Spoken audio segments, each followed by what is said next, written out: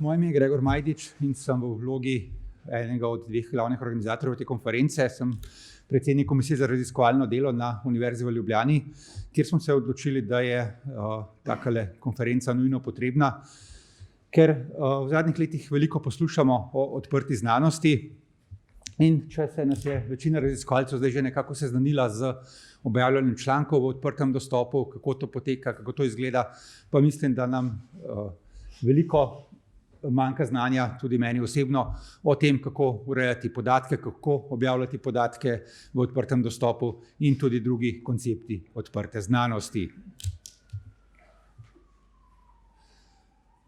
Znanstveno publiciranje se je začelo pred približno 350 leti, ko so začele znanstvene akademije, združenja znanstvenikov v različnih državah objavljati poročila o znanstvenih dosežkih.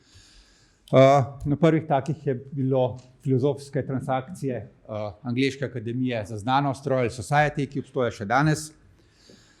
V zadnjih 50 letih pa je potem prišlo nekako, lahko rečemo, do inflacije. Do inflacije znanstvenih revij. Tako imamo danes na svetu po ocenah nekje od 30.000 do 40.000 znanstvenih revij. Hkrati pa v zadnjih desetletjih so tudi podjetja ugotovila, da je to lahko zelo donosen posel. Dejansko, morda ne veste tega, znanstveno publiciranje je najbolj donosna gospodarska panoga od vseh gospodarskih panog na svetu in največje profite prinaša. In trg znanstvenih publikacij obvladujejo nekje skoraj 50% tri velike založbe, Elsevier, Wiley in pa Springer Nature. Ko so to znanstveno publiciranje prevzele znanstvene založbe, pa je seveda šlo to za zaprta vrata. Če so bile prej izmenjave teh filozofskih transakcij, proceedingsov, akademij znanstvenih, prosto dostopni za vsakega znanstvenika, ki ga je nekaj zanimalo, so znanstvene založbe seveda začele v tem videti zaslužke in so se revije postavljale vedno bolj za vedno višje, tako imenovane paywalle, plačne zidove. Dokler se ni pred kakšnimi 20 leti, recimo, mogoče malo več začelo razmišljati o tem, da to vseeno ni prav, da znanstveni dosežki, ki so pridobljeni z javnim denarjem, se potem skrijejo za precej visoke zidove založb, ki na ta način služijo. In tako se je rodil koncept ideje o odprti znanosti. Kaj je odprta znanost? Na kratko sestavljajo jo nekako v osnovi trije koncepti. En je odprti dostop do recenziranih publikacij, do znanstvenih člankov, ki ga vsi, mislim, da že dokaj dobro poznamo. Drugo, s katerim se vedno pogosteje srečujemo, ko oddajamo članke v objavo, je odprti dostop do podatkov. Vedno pogosteje revije zahtevajo oziroma nas zaenkrat sprašujejo, kaj bomo naredili s podatki, jih bomo dali v odprti dostop. Tako da sam zase vem, da ponovadi potem odkljukam tisto verzijo, podatki bodo na voljo, če bo kdo zahteval, ker še ne znamo pravilno upravljati s temi podatki. In sem spada potem še odprti viri, sem spadajo pa različne od metod postopkov pa do stvari, kot so laboratorijske knjige, zapiski, ki omogočajo pregled raziskav. In vse to skupaj tvori odprto znanost. Če jo nekoliko bolj razčlenimo, imamo tukaj še več komponent. Odprti dostop smo že rekli, odprti podatki, odprta ponovljivost. To je pomembno, v zadnjih letih se tudi vedno več govori o težavah ponovljivosti znanstvenih raziskav in k temu naj bi pripomogla odprtost laboratorijskih zapiskov, metod, ki smo jih izvajali, smernic za delo. Del tega je tudi odprto ocenjevanje, ko se govori, da bi prešli od sistema zaprtega recenziranja, anonimnega, na odprto recenziranje, nekatere revije to že izvajajo. Zraven sodijo seveda odprta politika znanstvena, da smo raziskovalci seznanjeni, kaj se dogaja na področju raziskovalnih politik. Vse to pa podpirajo odprta orodja, kot so repozitoriji, orodja za skladiščenje podatkov in publikacij, storitve, ki jih ta orodja omogočajo in metode, kako take stvari shranjevati. V Evropi že nekaj let potekajo strategije, kako se lotiti odprte znanosti. Tako Obzorje 2020 kot nacionalna strategija slovenskega odprtega dostopa zahtevata, da morajo biti vsi članki recenzirani znanstveni, ki so bili narejeni za javnim denarjem odprto dostopni.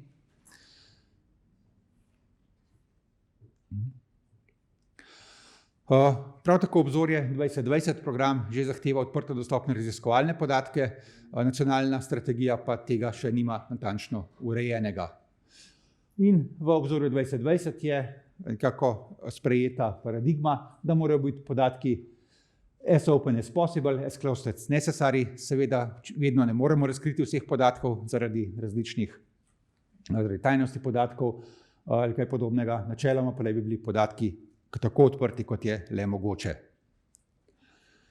Trenutna določila glede odprtosti člankov lahko dosežemo na 3 načine. Z zelenim odprtim dostopom, ki ne bo več verjetno dolgo v veljavi. Tukaj gre za klasično objavo v reviji neke založbe, v plačljivi reviji, naročniški reviji, s tem, da revija zahteva po nekem določenem času, po embargu, da se tak članek lahko umesti v repozitorij, kjer je potem po nekem, običajno to kakšno leto, članek prosto dostopen. Najbolj odprta možnost je seveda zlati odprti dostop, kjer gre za to, da avtor obdrži licenco, gre tako imenovana licenca CC-BY, ki dovoljuje shranitev objavljenega članka v repozitorij. Ni pa to nujno, ker je tudi vsebina v reviji dostopna takoj. Gre pa za to, da v takem primeru avtorji običajno plačajo tako imenovane APC, Article Processing Charges, razen nekaterih revij, ki tega ne zahtevajo, ker imajo podporo z drugih strani. Potem so pa še hibridne revije, to gre pa za klasične revije, podobne kot objavljajo članke v zelenem odprtem dostopu, le da te revije dovoljujejo odprti dostop, se pravi, da je članek dostopen brez embarga, hkrati pa še vedno imajo naročniško politiko. Ta je pa v bistvu nekako lahko rečemo celo win-win situacija za založnike, ker na 2 načina služijo. Hkrati poberejo Article Processing Charges od avtorjev članka in hkrati revijo z vsemi članki, tudi temi prodajo knjižnicam. Tako da založbam je ta sistem najbolj všeč.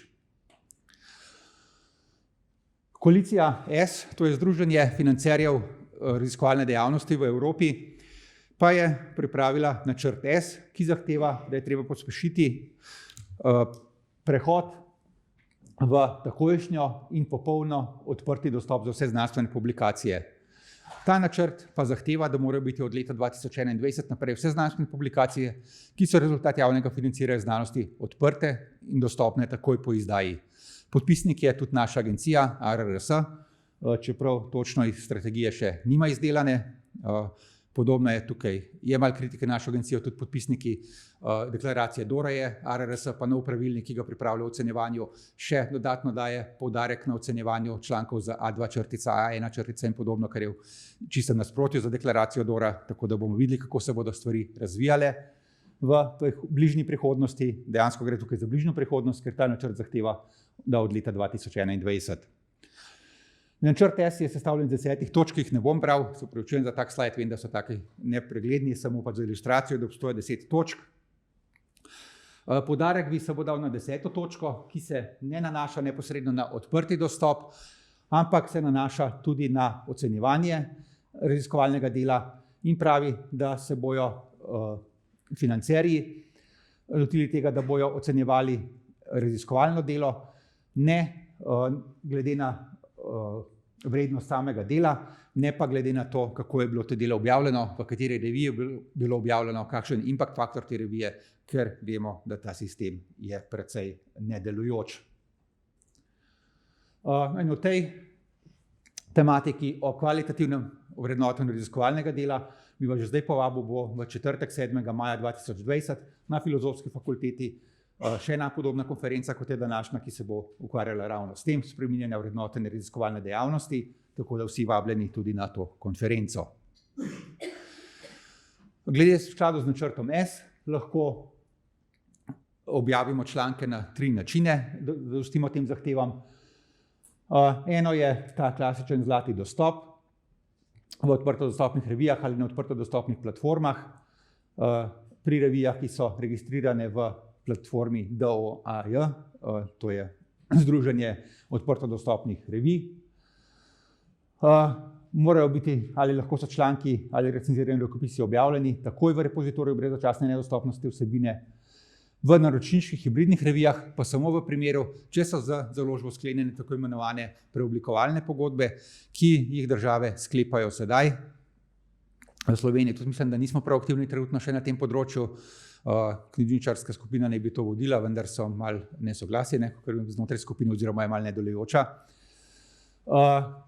Ta preoblikovalna pogodba pa ne bi določala, da taka pogodba za podobna sredstva, kot jih zdaj plačujemo za naročnine, da bi to vključevalo tudi odprti dostop člankov in pa hkrati dostop do arhiva člankov iz prejšnjih let. Danes se bomo posvetili samo enemu segmentu te odprte znanosti, odprtim podatkom, ki je po mojem zelo pereč za večino raziskovalcev. Jaz sem upal, da bo več udeležencev, ker mislim, da je tematika zelo aktualna, mogoče se vsi še ne zavedajo, da nas bo zelo zadevala v naslednjih letih. Skušali smo pripraviti to delavnico, da bo čim bolj praktična, s praktičnimi primeri, da se boste spoznali, na kakšen način lahko urejamo in shranjujemo podatke, ker mislim, da tukaj imamo še veliko neznanja. Govorili bomo o konceptu FAIR, ki se v zadnjih letih uporablja, mogoče ste že slišali za to kratico, ki je sestavljena iz 3 besed: findable, accessible, interoperable in reusable podatki. Kaj to pomeni? Findable, da podatke lahko dejansko najdemo, da so opisni metapodatki z usklajenimi iskalniki, tako da lahko na enostaven način najdemo podatke različnih raziskovalnih skupin. Ko podatke najdemo, morajo biti seveda dostopni, accessible, kako, na kakšen način, kaj lahko dosežemo, kje lahko najdemo te podatke. In ko so ti podatki dostopni, moramo zagotoviti, da so te podatki seveda uporabni, interoperable, da jih lahko drugi raziskovalci, ki delajo na podobnem področju, uporabljajo. Tukaj je zelo pomembno recimo metaanalize, ki imajo veliko vlogo pri današnji znanosti, ki potrjujejo posamezne manjše raziskave.